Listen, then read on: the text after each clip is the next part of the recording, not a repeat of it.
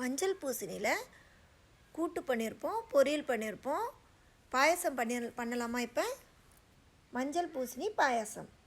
அதுக்கு மஞ்சள் பூசணிக்காயை வாஷ் பண்ணிவிட்டு சின்ன சின்ன துண்டுகளாக கட் பண்ணி எடுத்துக்கலாம். இப்போ இதை 10 நிமிஷம் பாயில் பண்ணிடலாம். பாயில் பண்ணதை மிக்ஸி ஜாரில் மாற்றிட்டு அதை கிரைண்ட் பண்ணி எடுத்துகிட்டு வந்துடலாம்.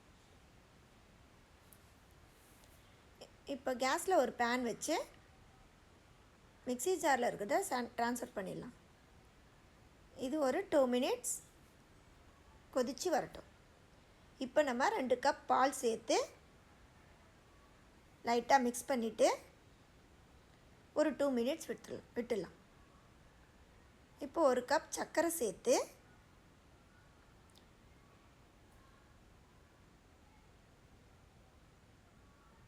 சர்க்கரை நல்லா கரையிற வரைக்கும் நம்ம அதை கலக்கிட்டே இருப்போம்.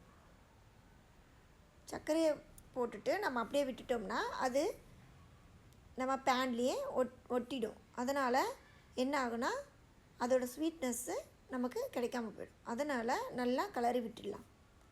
சர்க்கரை கரையிற வரைக்கும் நம்ம கிளறி விட்டுக்கிட்டே இருக்கலாம். இப்போ இதை ஒரு 10 மினிட்ஸ் பாயில் பண்ணிக்கலாம்.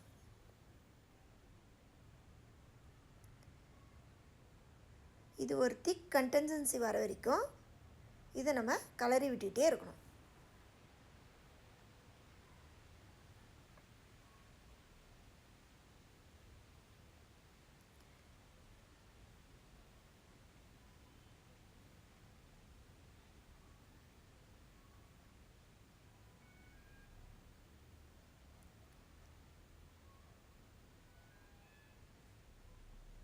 பாருங்கள், கொதிச்சு வருதா?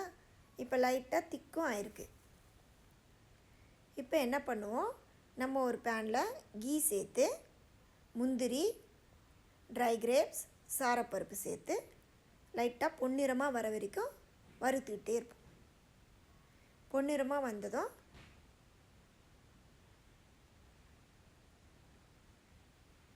இதை நம்ம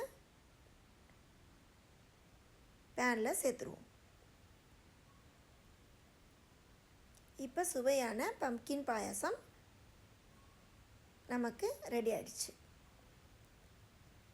இது எல்லாருமே எடுத்துக்கலாம், உடலுக்கும் ஆரோக்கியமானது. இந்த ரெசிபி உங்களுக்கு பிடிச்சிருந்தா நம்ம சேனலை சப்ஸ்கிரைப் பண்ணிக்கோங்க.